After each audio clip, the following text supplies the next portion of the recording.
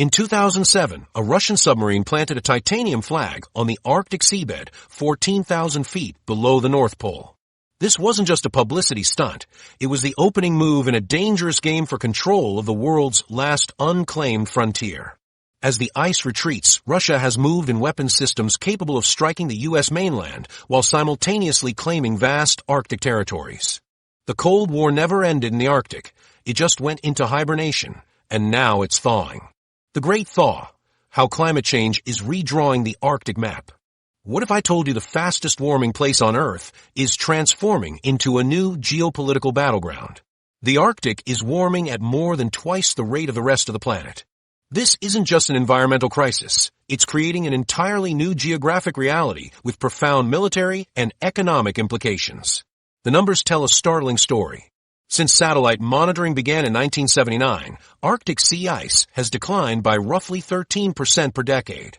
The Arctic of today bears little resemblance to the Arctic of 40 years ago. Where once stood a nearly impenetrable barrier of ice, we now find increasingly open waters during summer months. The thickness of remaining ice has diminished by approximately 65% since the 1970s. What was once multi-year ice, thick, resilient ice that survived multiple summer melt seasons, is being replaced by thinner, more fragile first-year ice. Climate scientists now project that the Arctic Ocean could experience ice-free summers as early as 2035. This doesn't mean the complete absence of ice, but rather that the ice coverage will drop below 1 million square kilometers, a threshold that effectively opens the region to significantly increased maritime activity. Some models suggest this could happen even sooner, especially if current warming trends accelerate. This transformation isn't just a matter of academic interest for climate scientists. It represents the physical unlocking of a region that had been sealed by ice for thousands of years.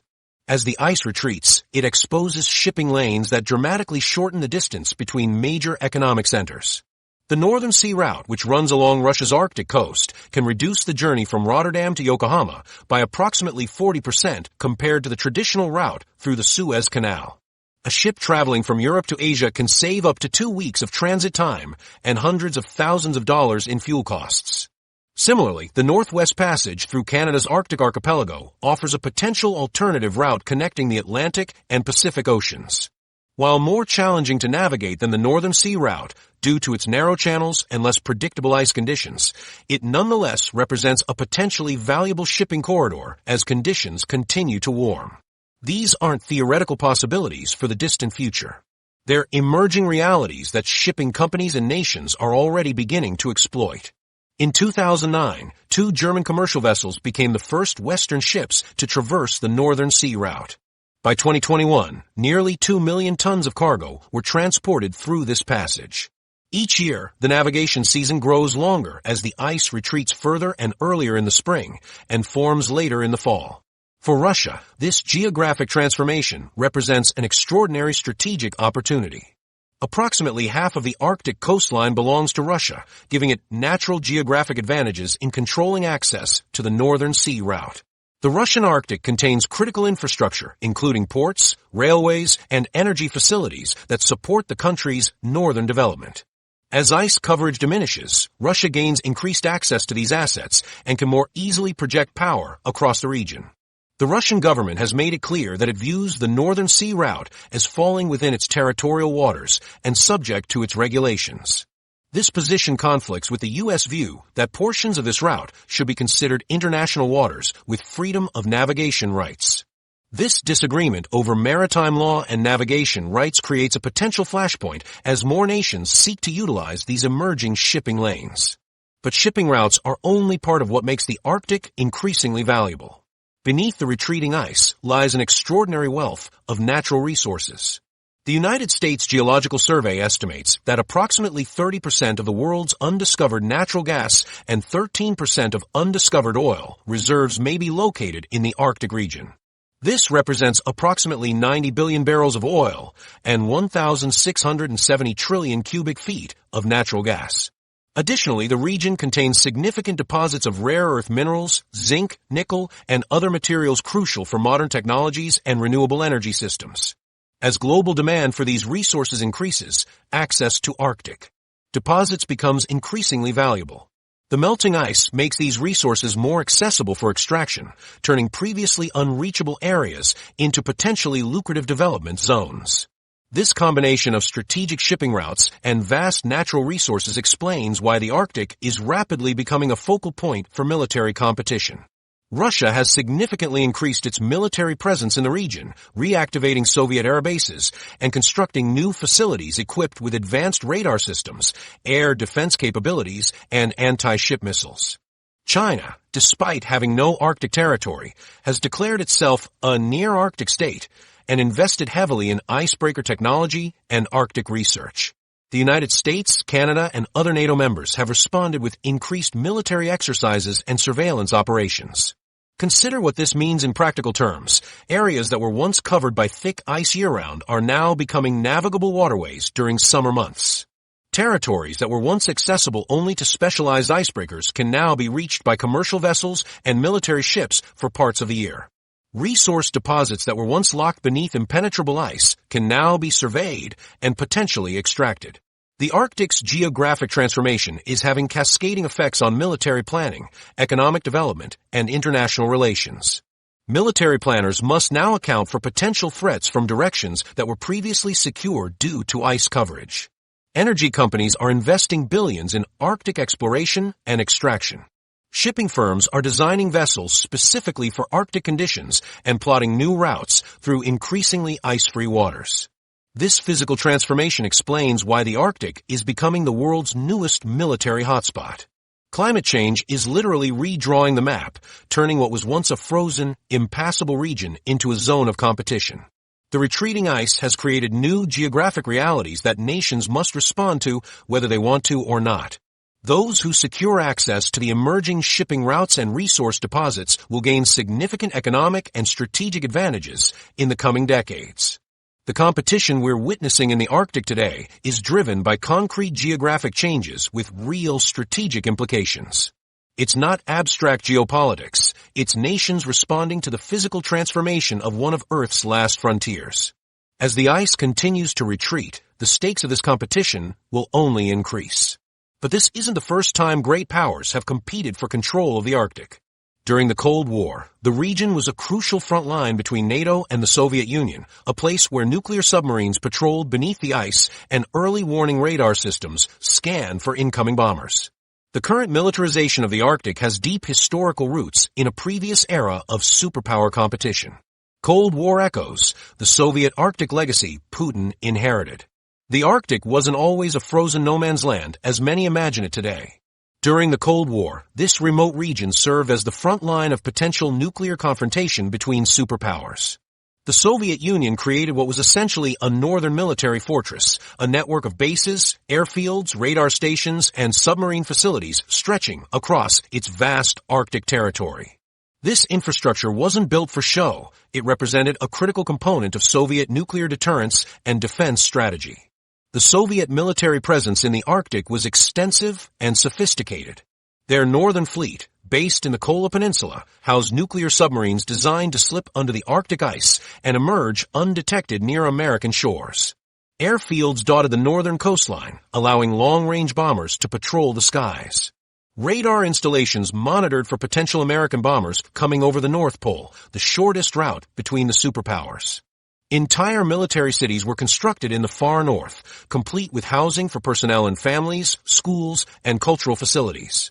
These weren't temporary outposts, but permanent fixtures of Soviet military power.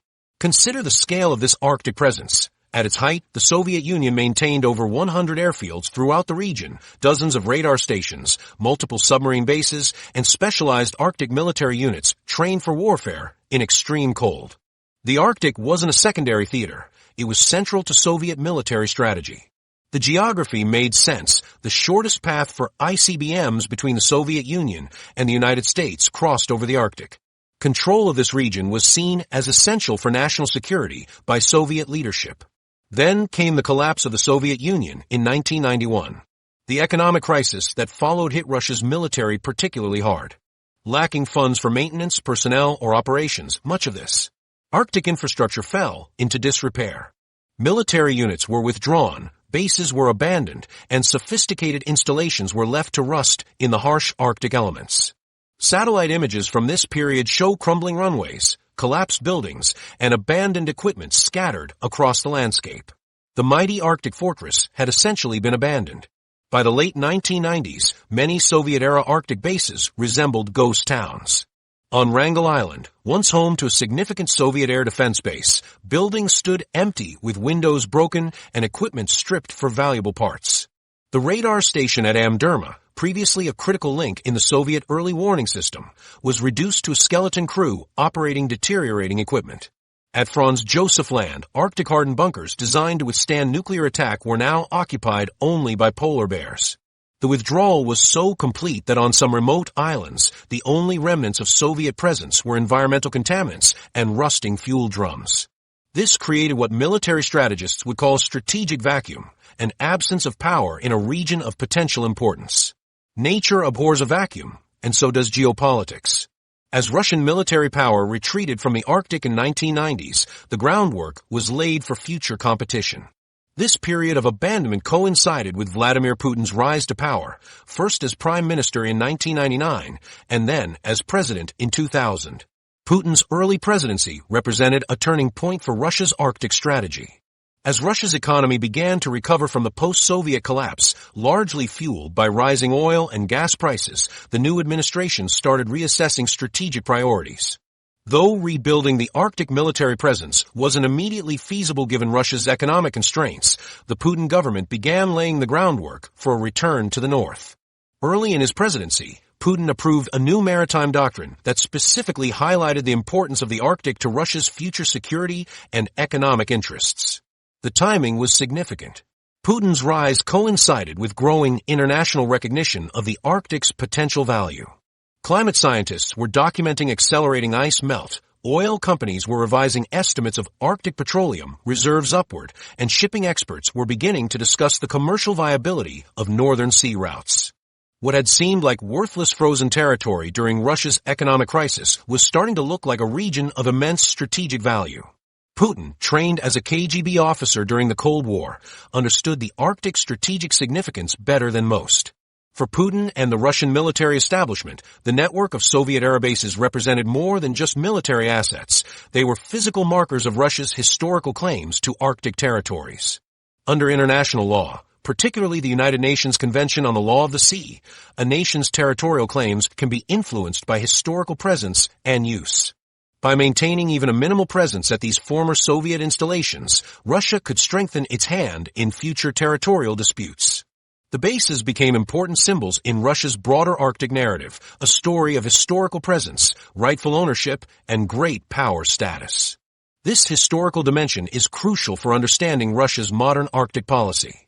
The Soviet Union had invested tremendous resources in establishing its Arctic presence, not just militarily, but scientifically as well. Soviet ice stations, research expeditions, and icebreaker development had established Russia as the preeminent Arctic power. The abandonment of this infrastructure in the 1990s wasn't just a military retreat. It represented a humiliating national withdrawal from a region Russians had long considered part of their identity and destiny. Putin's government has consistently framed its Arctic policy in these historical terms. In speeches and official documents, Russian leaders emphasize continuity with Soviet achievements while portraying the 1990s as an anomalous period of weakness that is now being corrected. This narrative serves both domestic and international purposes. Domestically, it connects to broader themes of restoring Russian power and pride after the perceived humiliations of the post-Soviet period. Internationally, it reinforces Russia's claims to special status and rights in the Arctic region based on historical presence. Beginning around 2007, Putin initiated a systematic program to revitalize key Soviet-era Arctic bases. The pattern was strategic and deliberate. Rather than attempting to rebuild the entire Soviet Arctic infrastructure, which would have been prohibitively expensive, Russia focused on key locations that served multiple purposes, strengthening territorial claims, controlling access to the northern sea route, and providing staging areas for military operations. Kotelny Island exemplifies this approach. This remote outpost in the New Siberian Islands was home to a Soviet air defense base that fell into disrepair in the 1990s. Starting in 2013, Russia invested heavily in rebuilding the facility, constructing a new runway capable of handling fighter jets and military transports, modernized barracks for troops, and sophisticated radar systems. The revitalized base, now called Northern Clover due to its trefoil-shaped main building design to allow personnel to move between sections without going outside, can house up to 250 military personnel year-round. Similarly, the Nagerskoye Air Base on Alexandra Land in the Franz Josef Land archipelago underwent extensive renovation. Once a minor Soviet outpost, it has been transformed into one of Russia's most sophisticated Arctic facilities, complete with a 2,500-meter runway capable of handling all types of military aircraft year-round. The base includes advanced radar systems and air defense missiles, effectively extending Russia's air defense zone far into the Arctic Ocean. Temp Air Base on Kotelny Island represents another significant investment. Abandoned after the Soviet collapse, it has been rebuilt with modern facilities and an extended runway. The base now regularly hosts tactical aircraft, including MiG-31 interceptors and Su-34 fighter bombers, significantly extending Russia's air power projection capabilities in the eastern Arctic. These renovated bases serve multiple strategic purposes. They establish a permanent Russian military presence along the Northern Sea Route, allowing Russia to enforce its regulatory claims over this shipping passage. They provide early warning capabilities against potential aerospace attacks across the polar region. They create staging areas for projecting power further into the Arctic. And perhaps most importantly, they physically manifest Russia's historical claims to Arctic territories and resources. But Putin's Arctic ambitions go far beyond simply dusting off old Soviet outposts. The rehabilitation of Soviet air bases represents just the foundation of a much more ambitious strategy that includes new military capabilities, legal claims, and economic developments specifically tailored for Arctic dominance in the 21st century. Putin's Arctic fortress, inside Russia's militarization strategy. While the world focused on conflicts elsewhere, Russia quietly built the largest Arctic military force on Earth. But why? The scale of Russia's Arctic military buildup since 2007 represents one of the most significant yet under-discussed military developments of the 21st century. What started as rehabilitation of Soviet-era facilities has evolved into a comprehensive militarization strategy that touches every aspect of Russia's northern defenses and power projection capabilities. The timing of this buildup is telling. In 2007, Russia resumed long-range bomber patrols over the Arctic for the first time since the Cold War. That same year, a Russian submarine planted a titanium flag on the Arctic seabed at the North Pole, a symbolic gesture with serious territorial implications. These actions marked the beginning of a systematic effort to establish military dominance in the region. Since then, Russia has reopened or built from scratch over 50 posts and bases in the Arctic Circle, including 13 air bases, 10 radar stations, 20 border outposts, and multiple special forces training facilities. Russia's public statements about its Arctic intentions consistently emphasize peaceful development, scientific research, and safety infrastructure.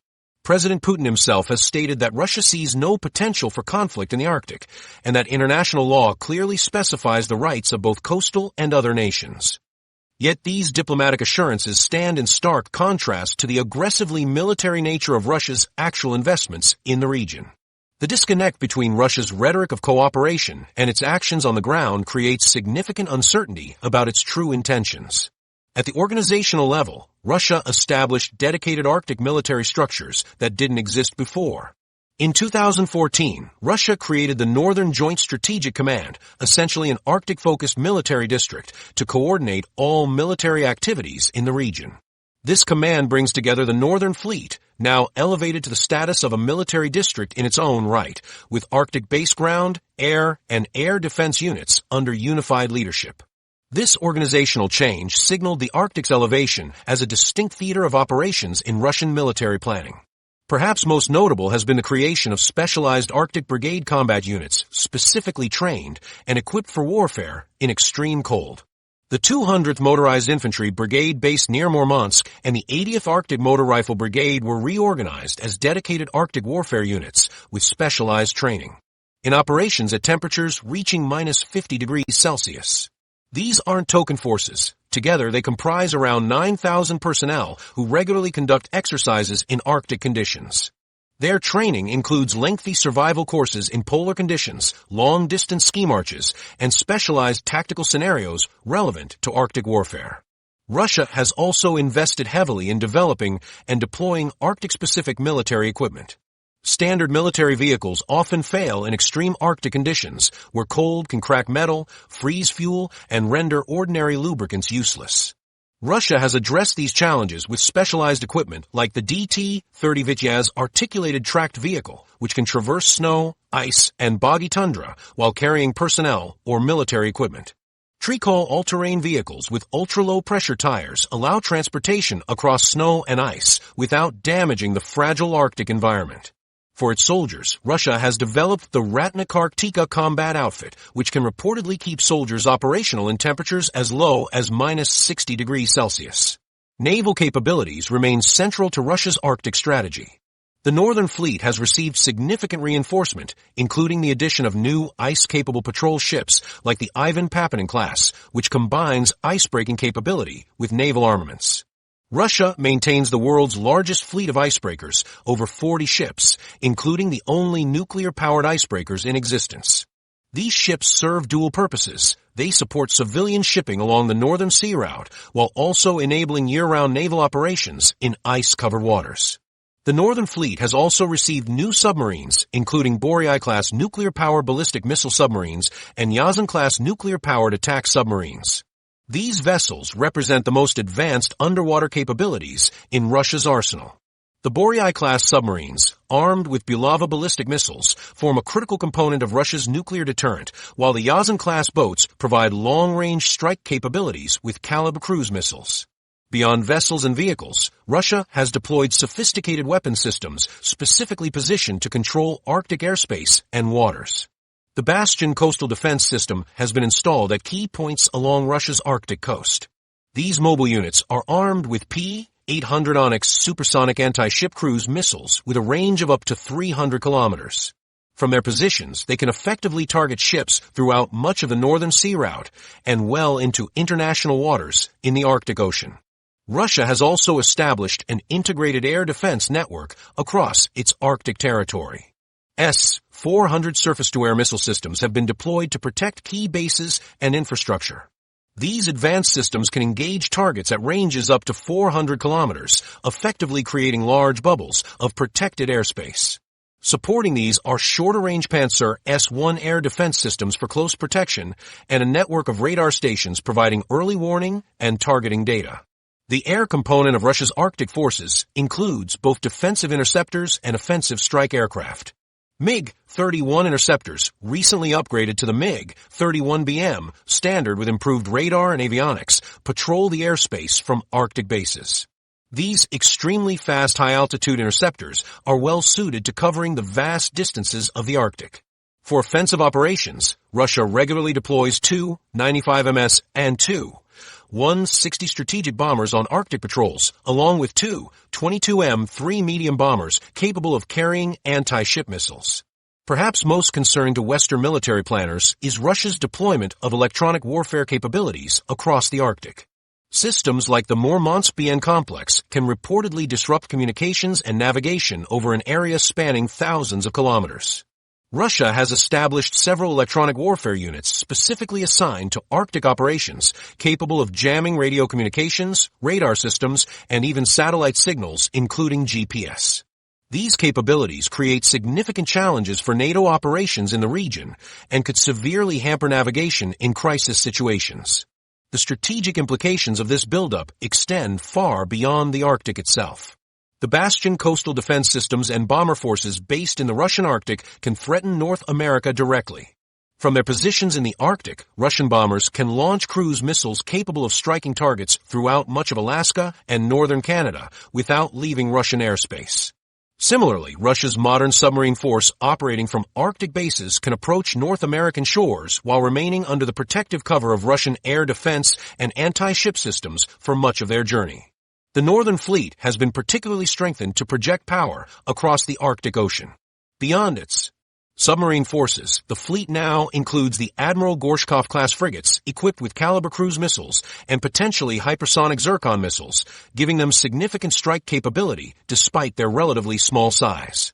The aircraft carrier Admiral Kuznetsov, despite its well-documented maintenance issues, provides the fleet with air cover during deployments.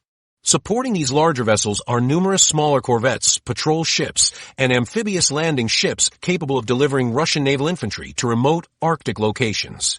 What makes Russia's Arctic military buildup more ambitious than any other nation's is its comprehensive nature. While the United States, Canada, and other Arctic nations have made modest investments in their northern capabilities, none have approached the scale and scope of Russia's efforts. Russia has created an integrated system combining specialized Arctic troops, advanced weapons platforms, and naval power to establish effective area denial capabilities across the region. This isn't just a defensive posture. The offensive capabilities embedded within this system provide Russia with multiple options for power projection throughout the Arctic and beyond. But controlling territory requires more than just military bases. It demands control of vital transportation routes. And in the Arctic, no route is more important than the Northern Sea route along Russia's Arctic coast, a potential maritime superhighway. The Northern Sea route, Russia's Arctic choke point. What if Russia could control a shipping route that cuts 4,000 miles off the journey from Asia to Europe? This isn't a hypothetical scenario. It's rapidly becoming reality as climate change transforms the Arctic Ocean. The Northern Sea Route, or NSR, represents one of the most significant geographic changes in global transportation in centuries, and Russia is positioning itself as the route's gatekeeper. The Northern Sea Route stretches approximately 3,500 miles along Russia's Arctic coastline, extending from the Kara Sea near the border with Norway to the Bering Strait between Russia and Alaska.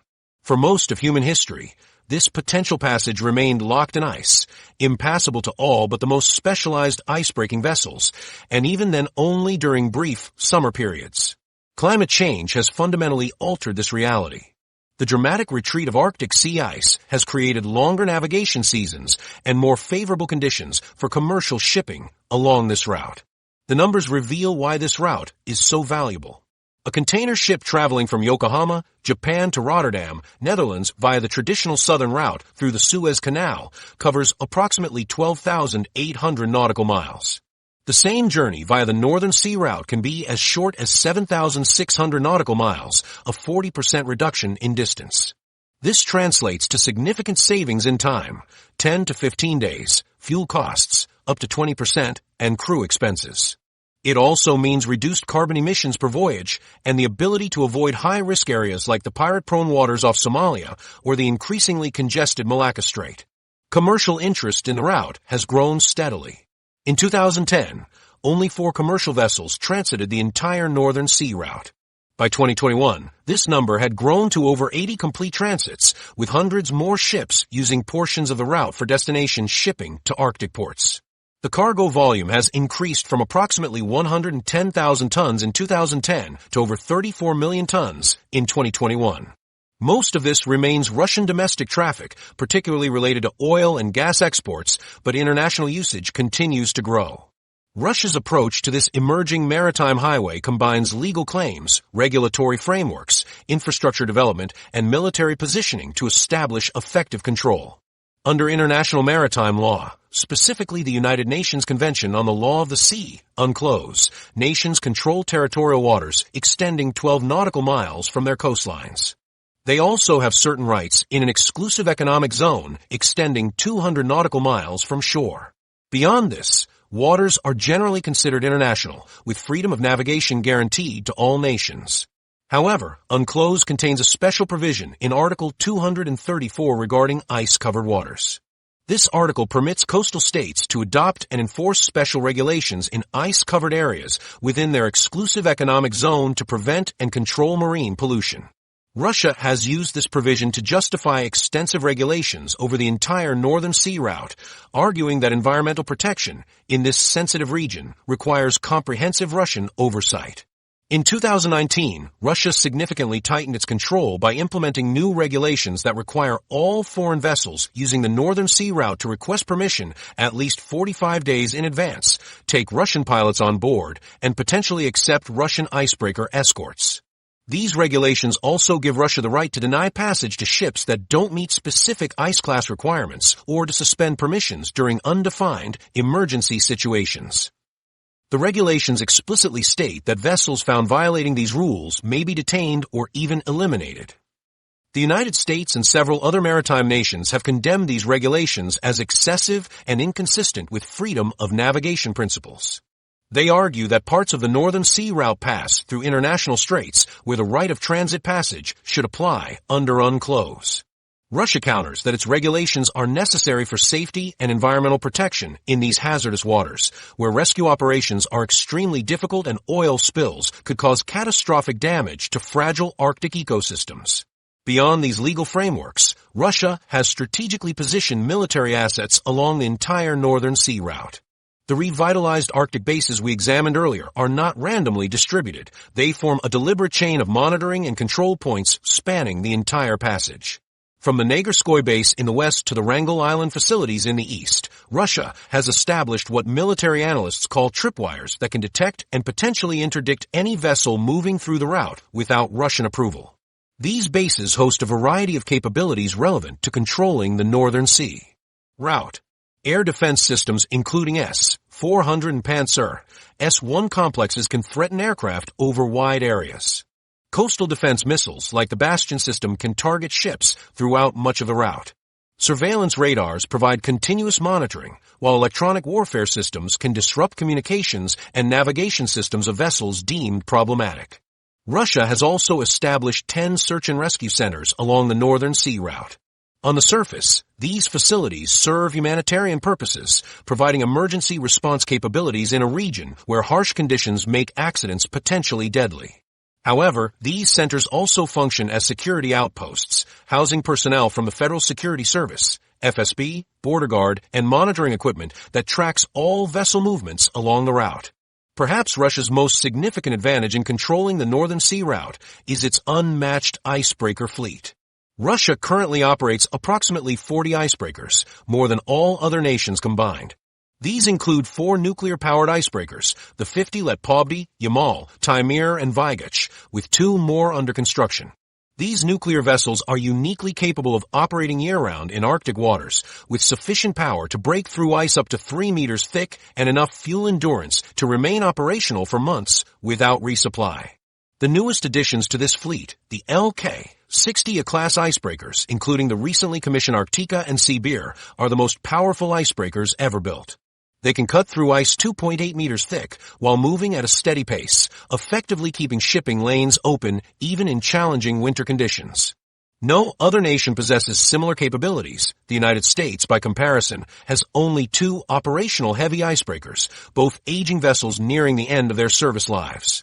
Russia's icebreaker advantage means that any nation wishing to use the Northern Sea Route during difficult ice conditions must rely on Russian icebreaker escorts. This creates both economic leverage, as Russia charges for icebreaker services, and strategic control, as Russia can prioritize or deny icebreaker support. Foreign vessels effectively operate at Russia's discretion, particularly during shoulder seasons when ice conditions are variable. Control of the Northern Sea Route allows Russia to project both economic and military power. Economically, Russia can extract transit fees, mandate the use of Russian service providers, and prioritize Russian shipping interests. The Russian government has established a Northern Sea Route Directorate under the state nuclear corporation Rosatom, which operates as both regulator and commercial service provider, an arrangement that raises obvious concerns about competitive fairness. Militarily, control of the route provides Russia with a protected corridor for moving naval assets between its Atlantic and Pacific fleets, a significant strategic advantage. It also creates a buffer zone protecting critical Russian energy infrastructure in the Arctic, including the massive LNG facilities on the Yamal Peninsula that form a cornerstone of Russia's economic strategy. How is Russia attempting to control the Northern Sea Route?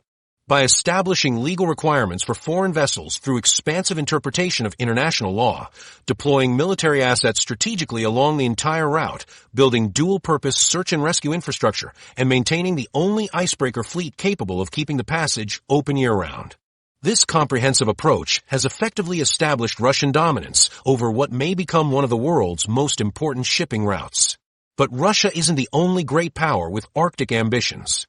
While Moscow has moved aggressively to secure its northern frontier, Washington has belatedly recognized the strategic significance of this newly accessible region. America's Arctic awakening, the U.S. response to Russian dominance. How did the world's most powerful military find itself playing catch-up in the Arctic race? Following the Cold War, the United States experienced what military historians now call Arctic amnesia, a systematic deprioritization of Arctic capabilities in favor of other priorities. As the Soviet threat receded in the early 1990s, America's Arctic infrastructure and expertise began a slow but steady decline that would leave it significantly disadvantaged decades later when competition returned to the region. During the Cold War, the United States maintained substantial Arctic capabilities. Military bases dotted Alaska and Greenland, early warning radar systems scanned northern skies for Soviet bombers, and specialized units trained regularly for cold weather operations. The Navy operated multiple icebreakers to support both military missions and scientific research. The Arctic wasn't America's primary theater, but it received consistent attention and investment as a potential avenue for Soviet aggression. This changed dramatically after 1991. With defense budgets shrinking and new priorities emerging in the Middle East and elsewhere, Arctic-specific capabilities were among the first to face cuts. The Navy's icebreaker fleet didn't receive needed replacements. The Army's cold weather training programs were scaled back. Arctic bases were either closed or maintained at minimal operational levels. The institutional knowledge required for effective Arctic operations began to atrophy as experienced personnel retired without transferring their specialized expertise to new generations of service members. The contrast between current U.S. and Russian Arctic capabilities is stark. Russia operates approximately 40 icebreakers, including nuclear-powered vessels capable of operating year-round in the harshest conditions. The United States has exactly 2 operational heavy icebreakers, the Polar Star and Healy, both aging vessels commissioned decades ago. The Polar Star, commissioned in 1976, suffers frequent mechanical failures requiring extraordinary measures to keep it operational. During a 2019 mission, for example, the ship experienced flooding in an engine room and electrical system failures that required emergency repairs. In terms of Arctic military infrastructure, the disparity is equally dramatic. Russia has established or refurbished more than 50 posts and bases in its Arctic territory in recent years. The United States maintains a handful of installations in Alaska, but many lack specialized Arctic features and are primarily focused on Pacific rather than Arctic operations. Joint Base Elmendorf-Richardson near Anchorage and Eielson Air Force Base near Fairbanks constitute America's main Arctic military presence, but both are well south of the Arctic Circle. The northernmost U.S. military installation, Thule Air Base in Greenland, primarily serves as an early warning radar site rather than an operational military base. Arctic military readiness requires specialized equipment that the U.S. military largely lacks. American ground vehicles aren't designed for extreme cold, necessitating extensive modifications for Arctic use. Navy surface vessels, excluding the 2 icebreakers, lack ice-strengthened hulls, limiting their ability to operate in partially ice-covered waters. Even basic equipment like cold weather clothing systems have often been in short supply for Arctic training exercises. Recognition of this strategic gap began to emerge in American military planning around 2013, when the Department of Defense released its first Arctic strategy document in decades. This initial strategy emphasized peaceful cooperation but acknowledged growing security challenges in the region. However, concrete investments didn't immediately follow this rhetorical shift. Subsequent Arctic strategy updates in 2016 and 2019 increasingly emphasized security concerns, particularly regarding Russian and Chinese activities in the region. The U.S. military has struggled to secure necessary funding for Arctic capabilities, particularly icebreakers. Congress authorized funds for a new polar security cutter program in 2019, with the first vessel scheduled for delivery in 2024 and 2 more to follow. However, this timeline means America's icebreaker deficit will persist for years, and even with these additions, the U.S. fleet will remain far smaller than Russia's. The high cost of these specialized vessels, approximately $1 billion each, has made securing consistent funding difficult in a defense budget with numerous competing priorities. Despite these limitations, the U.S. military has increased its Arctic training tempo in recent years. Exercise Arctic Edge, conducted biennially in Alaska, brings together approximately 1,500 service members from multiple branches to practice cold weather operations. The Marine Corps has re-established rotational deployments to Norway for winter training after a post-Cold War hiatus. Army Alaska units now conduct more frequent Arctic survival and mobility training.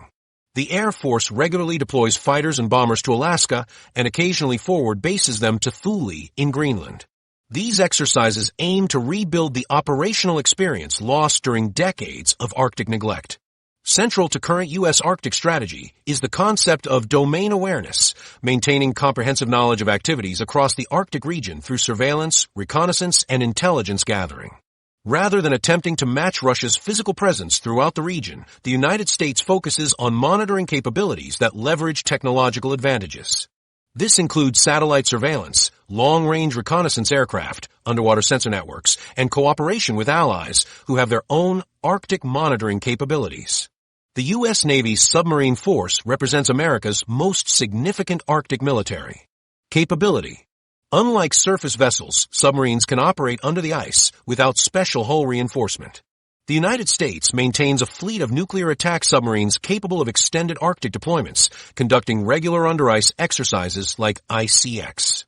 During these exercises, submarines surface through Arctic ice, demonstrating their ability to operate in this challenging environment. The submarine force provides America with a stealthy means of projecting power into the Arctic without requiring ice-strengthened surface vessels or extensive shore infrastructure. However, submarines alone cannot fulfill all Arctic security requirements. They cannot conduct visible presence operations needed for sovereignty enforcement. They cannot support search and rescue missions or humanitarian operations. And they cannot substitute for the multi-mission capabilities that surface vessels provide in other maritime domains. This creates significant gaps in America's Arctic capabilities that domain awareness efforts cannot fully address. Why is the United States struggling to match Russia's Arctic presence? The fundamental reason lies in decades of post-Cold War neglect that left America without ice-capable surface vessels, Arctic bases, or cold weather experience that Russia maintained even during its post-Soviet economic difficulties. Russia never fully abandoned its Arctic capabilities, maintaining at least minimal presence throughout the 1990s before beginning a major reinvestment as economic conditions improved. The United States, by contrast, allowed its Arctic capabilities to atrophy almost completely, creating a gap that cannot be quickly closed. Rebuilding these capabilities faces both financial and institutional challenges. Arctic-specific platforms and infrastructure are expensive, and their importance can be difficult to communicate to budget authorities focused on more immediate threats. The specialized knowledge required for Arctic operations takes years to develop both at individual and organizational levels. Even with increased funding, America would need time to rebuild the expertise, equipment, and infrastructure needed for effective Arctic operations. The balance of power shifted dramatically, however, when NATO's Arctic footprint suddenly expanded. The decades-long policy of neutrality maintained by Finland and Sweden represented a significant gap in NATO's northern flank. The decisions of these nations to seek NATO membership following Russia's invasion of Ukraine fundamentally altered the Arctic security landscape, potentially offsetting some of America's capability disadvantages through alliance relationships with nations possessing substantial Arctic expertise and infrastructure. NATO's Arctic frontier, how Finland and Sweden changed the game. The Arctic balance of power transformed overnight when two historically neutral nations made a historic decision. For decades, Finland and Sweden maintained careful military neutrality, walking a diplomatic tightrope between NATO and their powerful Russian neighbor. This neutrality wasn't just a political stance, it was deeply embedded in their national identities. Finland's policy of neutrality emerged from its complex history with Russia, including the brutal Winter War of 1939 to 1940, when the small nation fought heroically against Soviet invasion. The resulting Finlandization policy kept the country independent, but careful not to antagonize its eastern neighbor. Sweden's neutrality stretched even further back, having avoided direct participation in major European conflicts since 1814. This decades-long commitment to neutrality seemed unshakable until February 24, 2022, when Russian tanks rolled into Ukraine. Within weeks, public opinion in both Finland and Sweden shifted dramatically. Polls showed support for NATO membership jumping from minority positions to clear majorities. By May 2022, both governments had formally applied for NATO membership, abandoning their long-standing neutrality policies. For Finland, sharing a 1,340-kilometer border with Russia, the decision was particularly momentous. The rapidity of this shift stunned many international observers. Countries that had maintained careful neutrality through the entire Cold War, including the Cuban Missile Crisis, the Prague Spring, and the Soviet invasion of Afghanistan, suddenly determined that NATO membership was necessary for their security.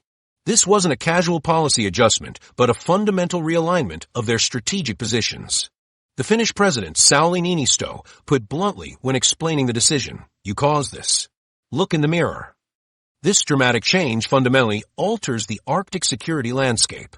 Before Finland and Sweden's NATO applications, the Arctic Council's 8 members included 3 NATO countries, the United States, Canada, and Norway, Russia, and 4 neutral or non-aligned states, Finland, Sweden, Iceland, and Denmark/Greenland.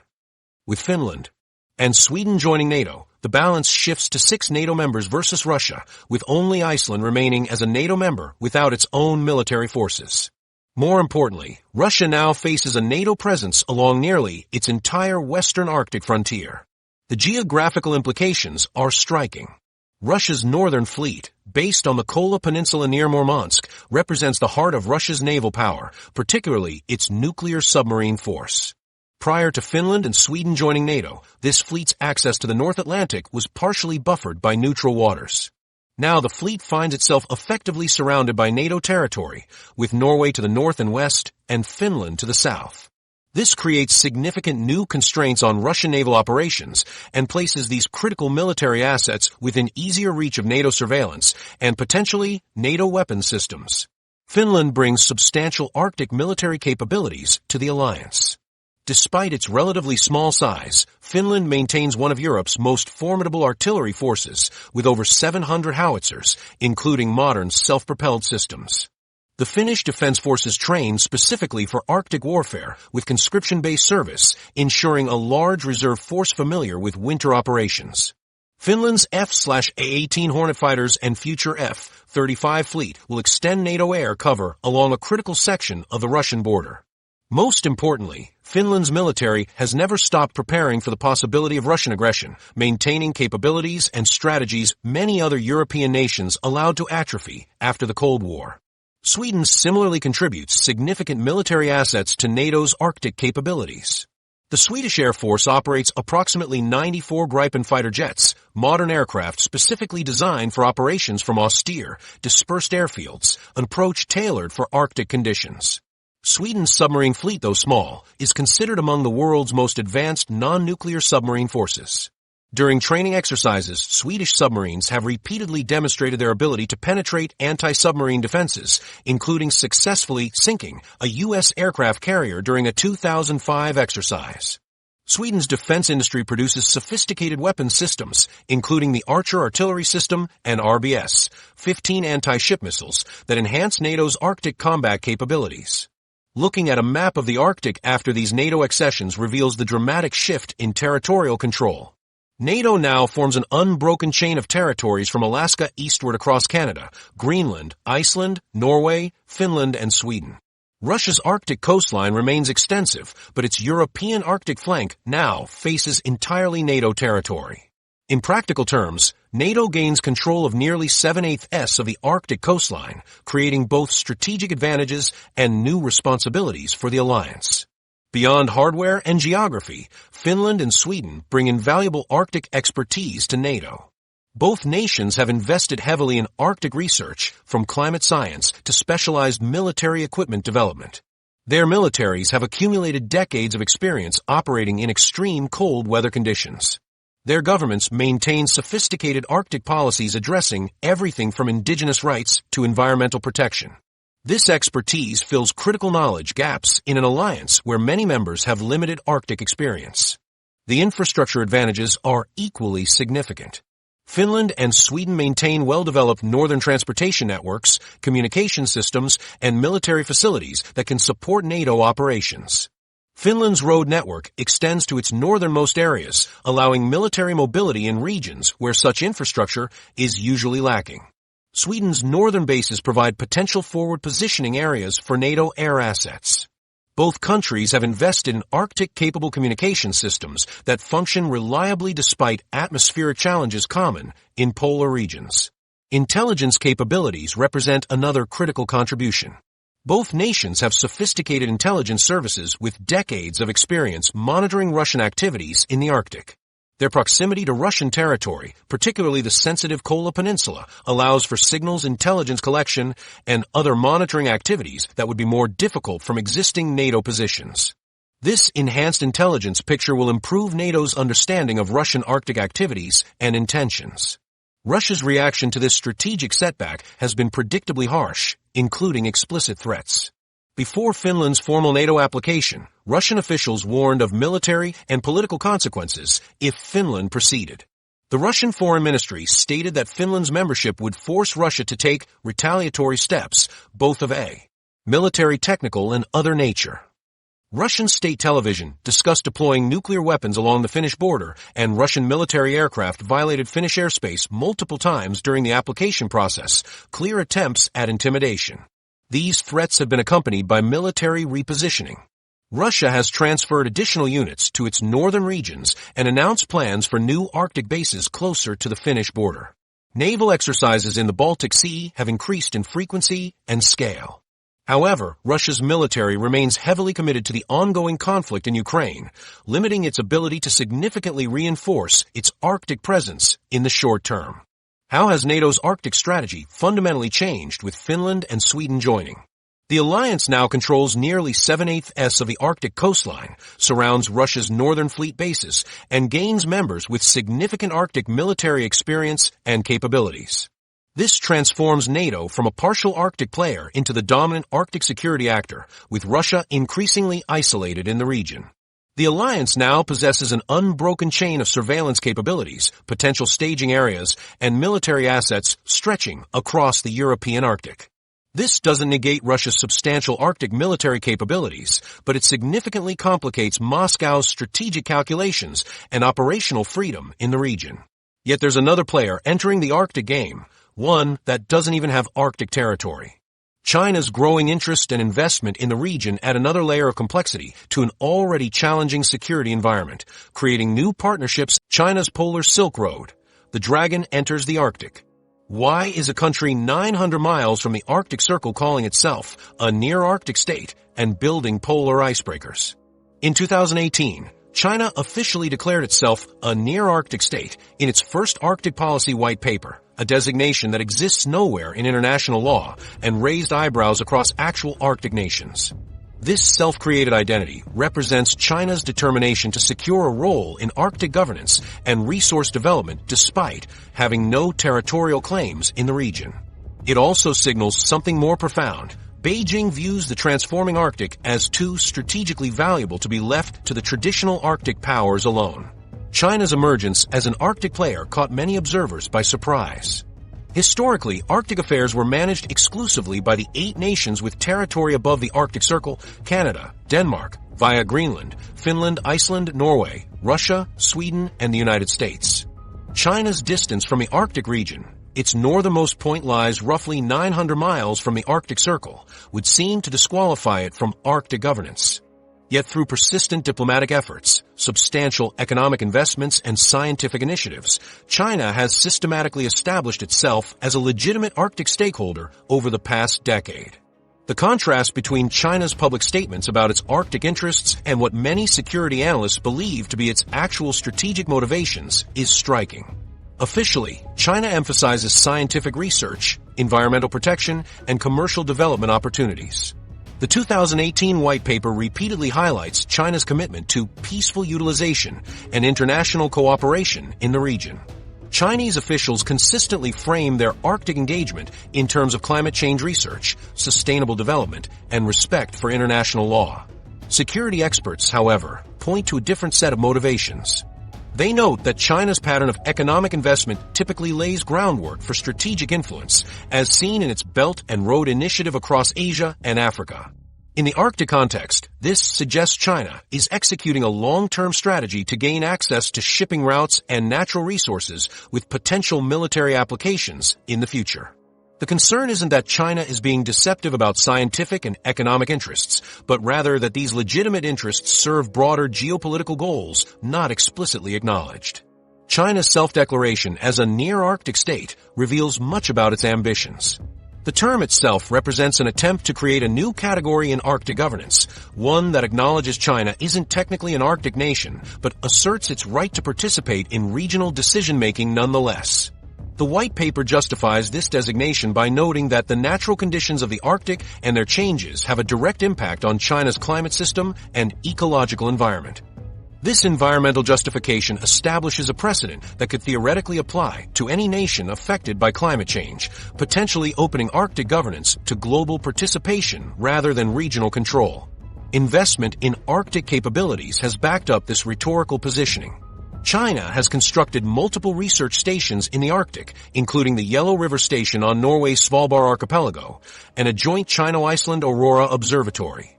These facilities conduct legitimate scientific research while establishing a permanent Chinese presence in the region. China has also built sophisticated icebreakers, including the Snow Dragon, Shuilong, and Snow Dragon 2, the latter being the first Chinese-built polar research vessel. A nuclear-powered icebreaker is reportedly under development, which would significantly enhance China's ability to operate independently in ice-covered waters. Scientific expeditions form another pillar of China's Arctic engagement. Since 1999, China has conducted multiple Arctic research expeditions, studying everything from climate change impacts to oceanography and Arctic ecosystems. These expeditions enhance China's understanding of Arctic conditions while demonstrating its commitment and capabilities to the international community. Chinese researchers have established collaborative relationships with scientists from Arctic nations, creating institutional ties that normalize China's Arctic presence. Perhaps most significant is China's deepening strategic partnership with Russia in Arctic development. In 2017, China and Russia formally incorporated the Arctic into their bilateral relationship through the Polar Silk Road concept, an Arctic extension of China's broader Belt and Road Initiative. This partnership gives China access to Russia's extensive Arctic coastline and resources, while providing Russia with much-needed investment capital and technical expertise. Chinese companies have taken significant stakes in Russian Arctic energy projects, including a 29.9% share in the Amal LNG project and 20% in the Arctic LNG 2 development. The Polar Silk Road concept envisions integrating Arctic shipping routes, particularly Russia's Northern Sea route, into China's global transportation network. Chinese shipping companies have conducted numerous test voyages through Arctic waters, and Chinese shipyards are developing ice-strengthened commercial vessels. Government subsidies support these activities, demonstrating Beijing's commitment to establishing Arctic shipping as a viable alternative to traditional routes. China's approach to securing Arctic resources extends beyond Russia. In Greenland, Chinese companies have pursued mining projects targeting rare earth elements and other strategic minerals. The Kvanefjeld project, though currently stalled due to environmental concerns, would give China access to one of the world's largest rare earth deposits outside its own territory. In Iceland, China has invested in geothermal energy projects and established a research facility. These investments often target smaller Arctic nations with limited economic alternatives, potentially creating leverage for future influence. From a strategic perspective, Arctic shipping routes offer China something particularly valuable: alternatives to vulnerable maritime choke points.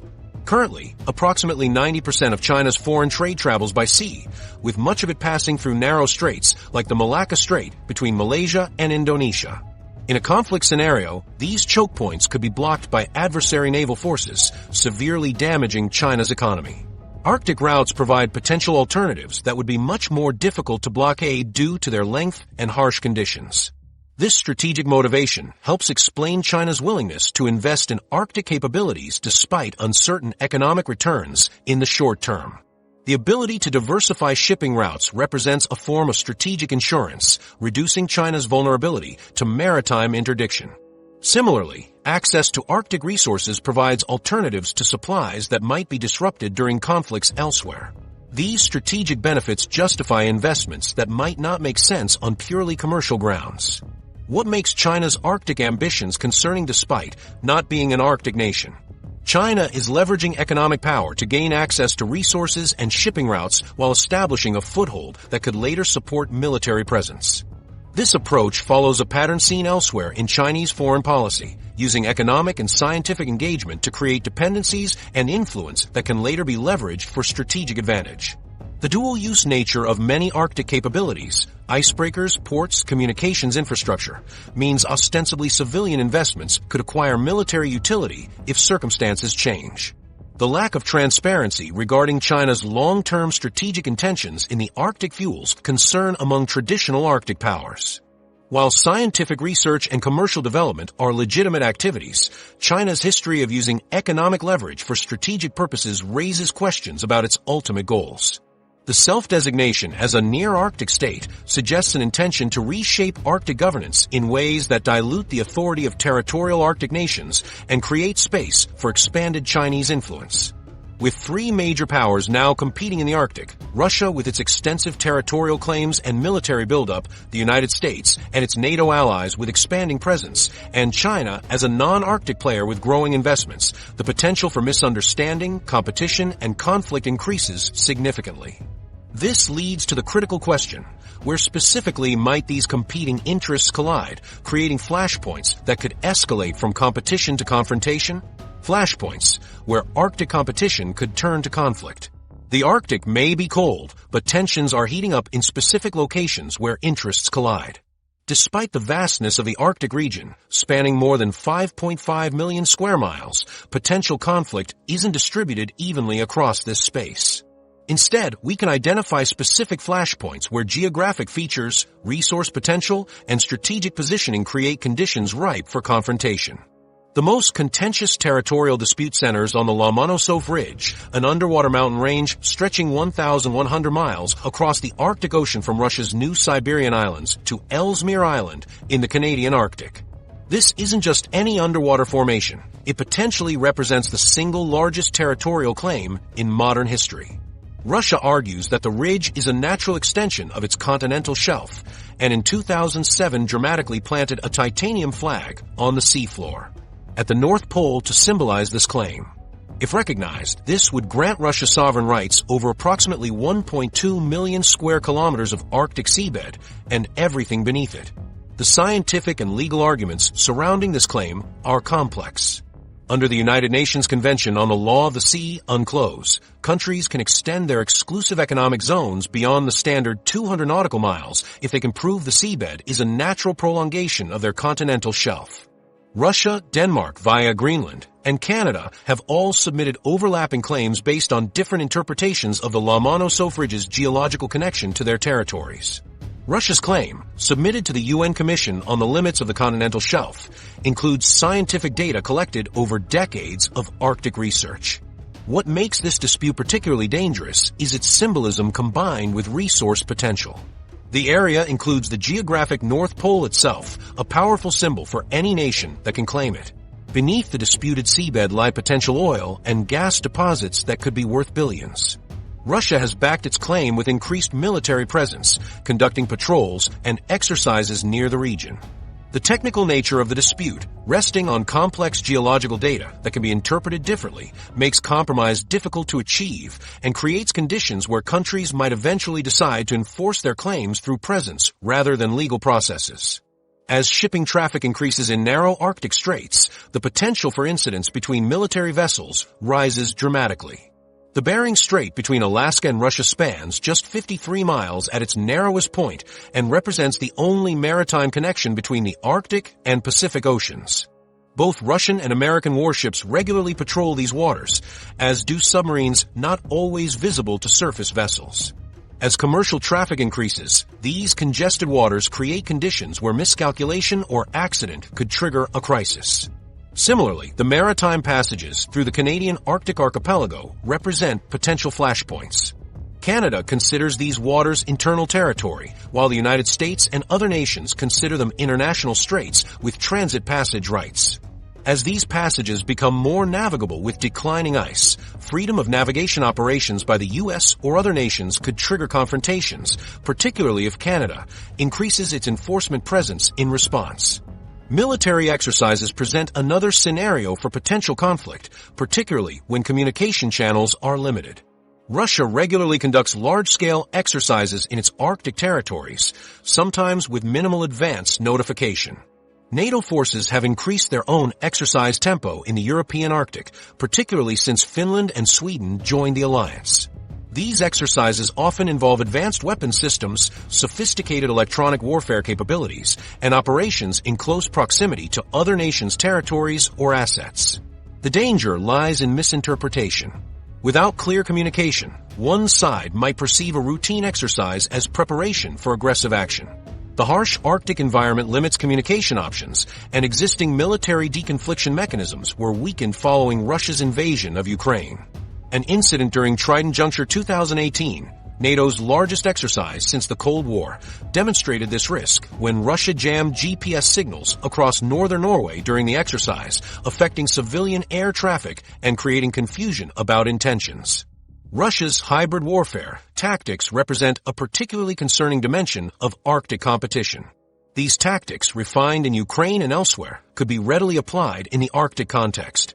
GPS jamming has already occurred during both Russian and NATO exercises. Russian military vehicles equipped with electronic warfare capabilities have been deployed to Arctic bases. These systems can disrupt navigation, communications, and situational awareness across vast areas, potentially affecting both military operations and civilian activities like commercial shipping or air transport. Cyber attacks against Arctic infrastructure present another hybrid threat. Critical systems like communications networks, navigation aids, and energy infrastructure in the Arctic often lack robust cyber defenses due to their remote locations and limited resources. An attack against these systems during a crisis could escalate tensions while maintaining deniability. Similarly, disinformation campaigns could target Arctic nations' populations, attempting to undermine support for military operations or territorial claims. Resource extraction disputes could also trigger confrontation, particularly in areas with ambiguous boundaries. The Beaufort Sea, where U.S. and Canadian maritime claims overlap by approximately 21,000 square kilometers, represents such a case. Both nations claim rights to this potentially hydrocarbon-rich area based on different methods of drawing maritime boundaries. While the dispute has remained peaceful between these allies, economic pressure to develop these resources could change the calculus, especially as oil becomes more accessible due to retreating ice. Similar resource-driven disputes exist between Norway and Russia in the Barents Sea, despite a 2010 boundary agreement that resolved the major territorial issues. Questions about resource development rights in specific fields along the boundary line remain contentious. As Arctic resources become more economically viable to extract, these seemingly technical disagreements could escalate if energy security becomes more pressing for either nation. Which territorial disputes could trigger an Arctic conflict? The Lomonosov Ridge claim stands out as the most significant due to its scale, resource potential, and symbolic importance. Freedom of navigation disputes in the Northern Sea route present another serious risk, particularly if Russia enforces its regulatory regime against U.S. or NATO vessels attempting to challenge these rules. The competing resource claims in the Beaufort Sea, while currently managed peacefully, could become more contentious as climate change makes these resources more accessible.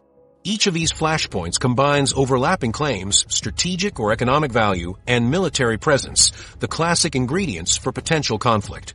The unique Arctic environment adds additional risk factors, limited communications, harsh conditions that can turn minor incidents into emergencies, and relatively undeveloped crisis management mechanisms specific to the region. The prospect of miscalculation is heightened by the increasing number of military assets operating in previously uncontested areas. The possibility of conflict escalation is further complicated by the nuclear dimension. Russia's Northern Fleet, based in the Kola Peninsula, houses a significant portion of Russia's nuclear deterrent. Any conventional conflict that threatened these assets could quickly acquire nuclear implications, raising the stakes of even minor confrontations. This nuclear backdrop means that Arctic flashpoints carry risks that extend far beyond the region itself. But it's not just nations at risk in this new Cold War.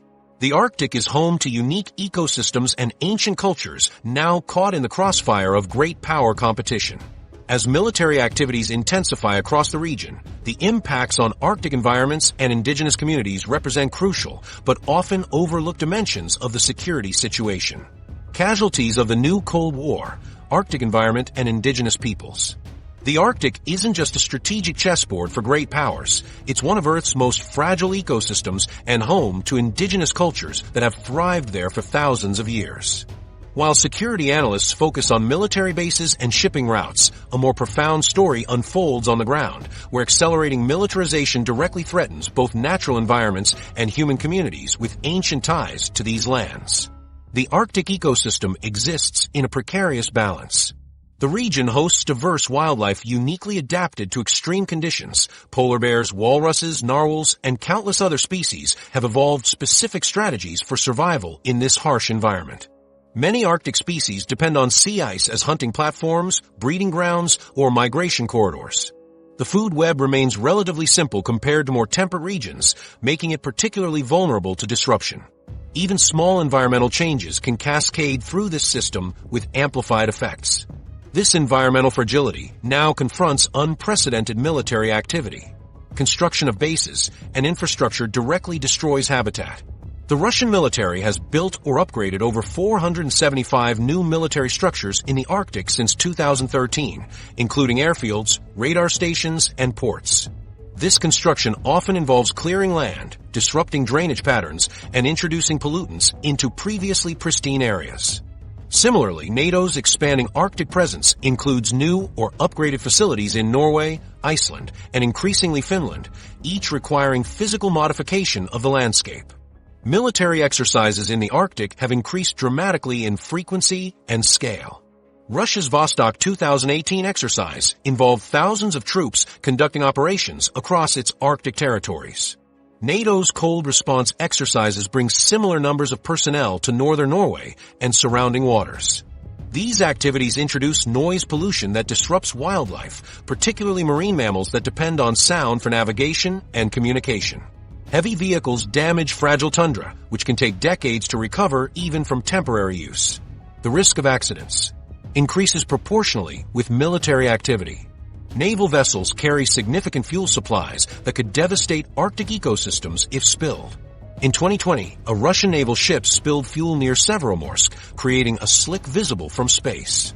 Military aircraft conducting surveillance or exercises occasionally crash. A Norwegian P-3 Orion surveillance aircraft crashed during exercises in 2017, fortunately without major environmental damage.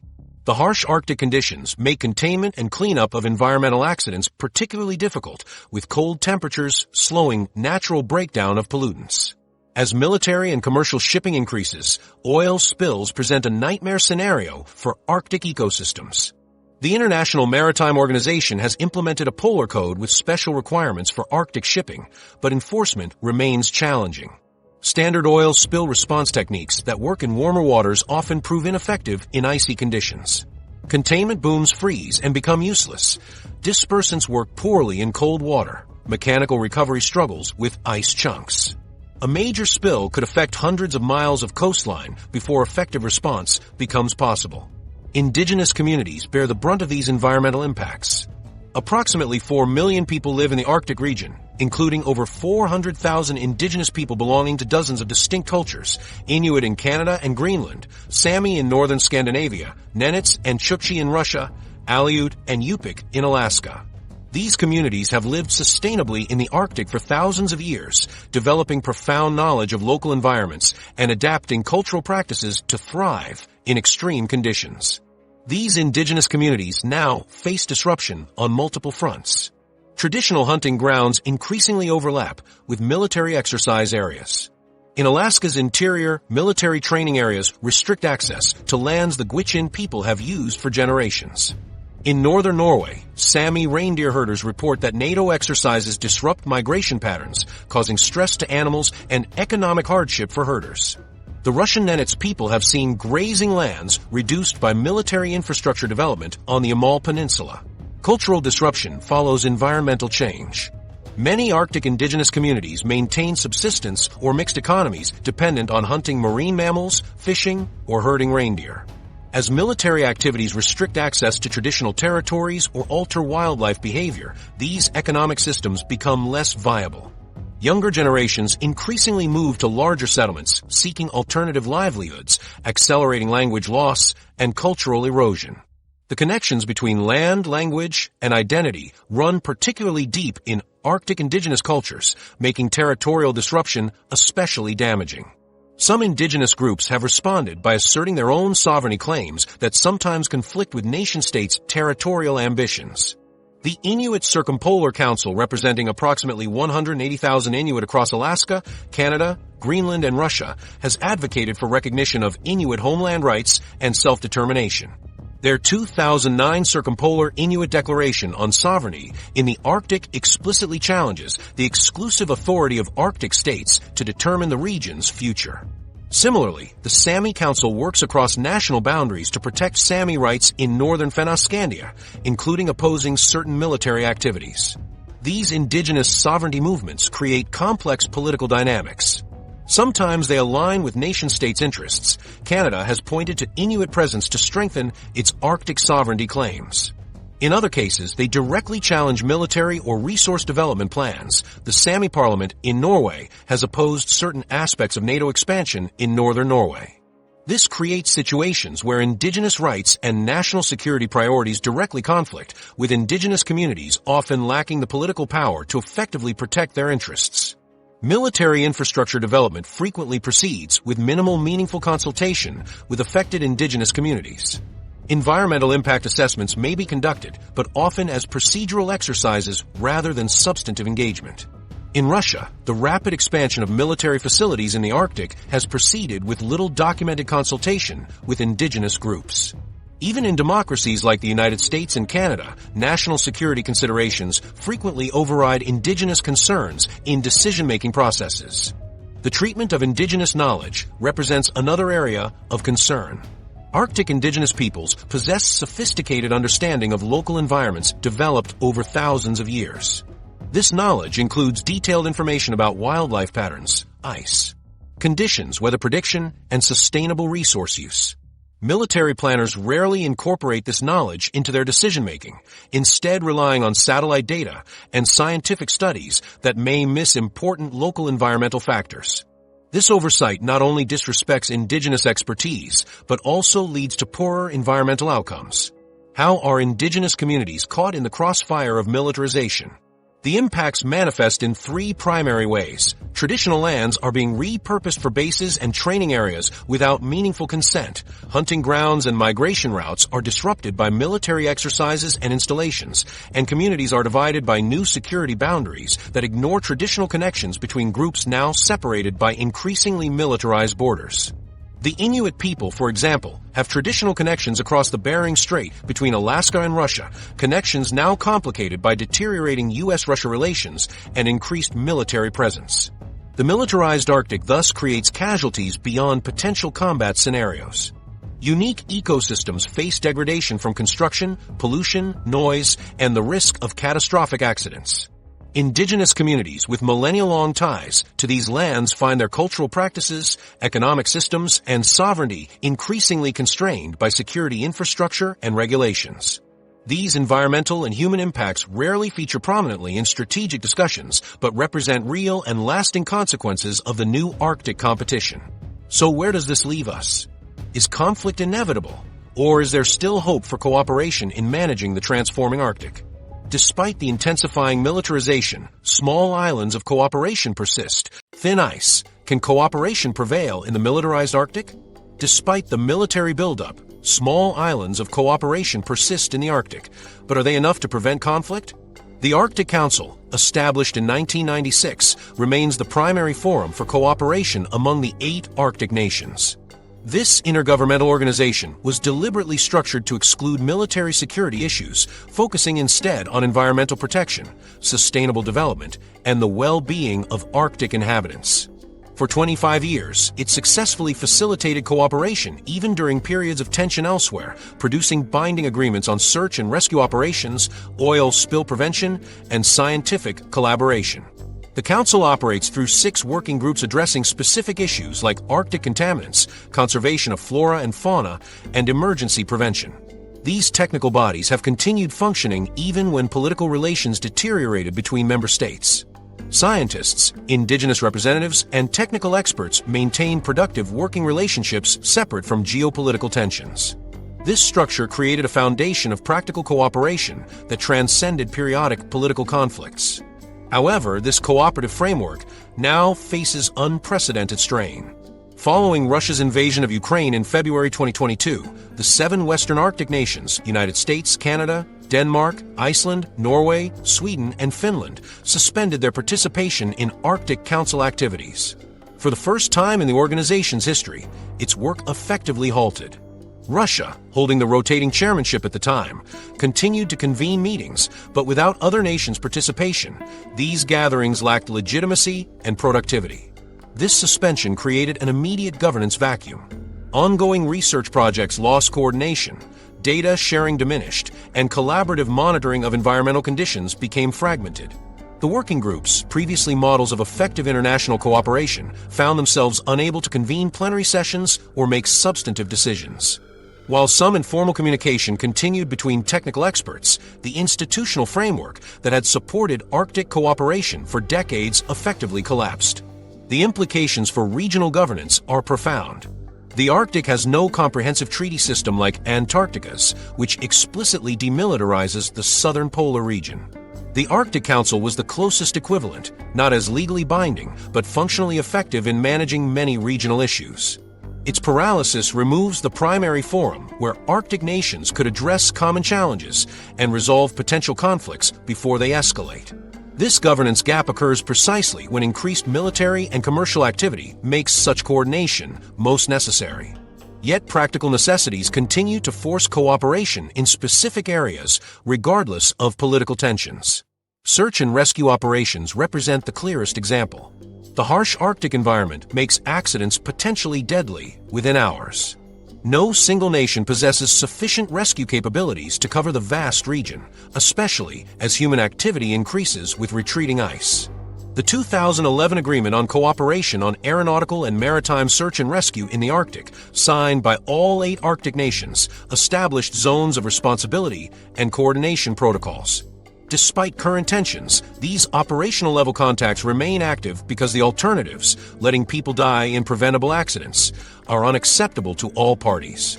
Oil spill response creates similar imperatives for continued cooperation. The 2013 Agreement on Cooperation on Marine Oil Pollution Preparedness and Response in the Arctic established shared protocols and commitments to assist regardless of jurisdiction where spills occur. Given the catastrophic potential of Arctic oil spills and their cross-border impacts, maintaining these coordination mechanisms serves every nation's interest.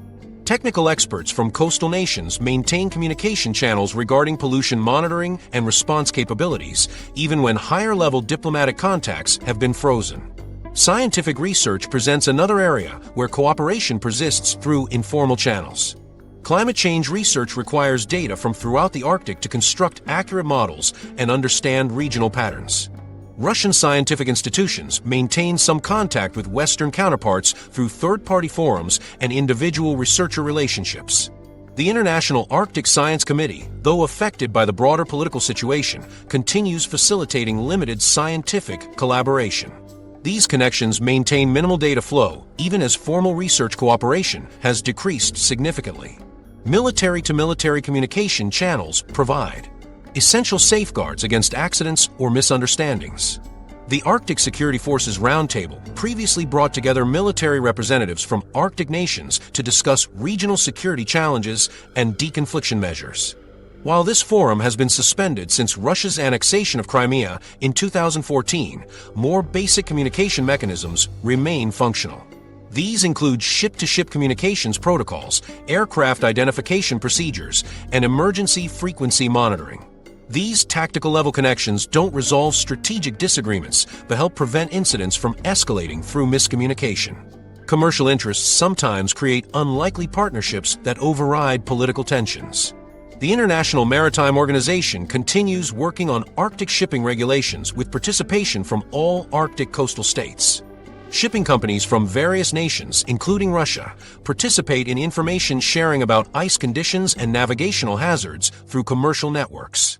Energy companies maintain some technical coordination regarding shared resource deposits that cross borders. These business connections create constituencies within each country that favor maintaining minimal cooperation despite broader political conflicts. Is existing international law sufficient to manage competing Arctic claims? The United Nations Convention on the Law of the Sea, UNCLOS, provides a primary legal framework for resolving maritime boundary disputes and continental shelf claims. All Arctic nations except the United States are parties to UNCLOS, though the U.S. generally observes its provisions as customary international law. The convention establishes processes for determining exclusive economic zones, continental shelf extensions, and freedom of navigation rights. However, UNCLOS was not specifically designed for Arctic conditions, and its provisions can be interpreted differently by various nations. Russia claims regulatory authority over the Northern Sea route based on Article 234 regarding ice-covered waters, while the United States maintains these are international straits. The Commission on the Limits of the Continental Shelf works at a glacial pace, taking years to evaluate competing claims to extended continental shelves. These legal ambiguities, combined with the high stakes of Arctic resource development, create conditions where nations might ultimately resort to unilateral enforcement of maximalist claims rather than accepting adverse legal determinations. Can international cooperation prevent armed conflict in the Arctic? The current landscape suggests a mixed picture. Limited practical cooperation continues in specific areas where mutual interest is overwhelming, preventing deaths at sea, responding to environmental emergencies, and maintaining basic navigational safety. However, the broader governance framework is fracturing as strategic competition intensifies. The suspension of the Arctic Council removes the primary forum for addressing emerging conflicts before they escalate. Military activities increasingly occur without effective coordination mechanisms, raising the risk of accidents or misunderstandings. The cold reality is that we're witnessing the emergence of a new type of conflict in one of Earth's last frontiers. Unlike historical territorial disputes, this conflict stems directly from environmental transformation, the physical opening of previously inaccessible regions due to climate change. The security implications of this transformation are unprecedented in modern history. Climate change is literally creating new geography for competition between major powers. As the ice continues to retreat, opening new shipping lanes and resource deposits, the balance between cooperation and conflict will depend on whether practical necessities can overcome geopolitical rivalries in this rapidly changing region. What we're witnessing in the Arctic represents something truly unprecedented in geopolitical history, a new theater of competition literally created by climate change itself. As ice retreats, historical Cold War tensions are being revived with 21st century technology and much higher stakes.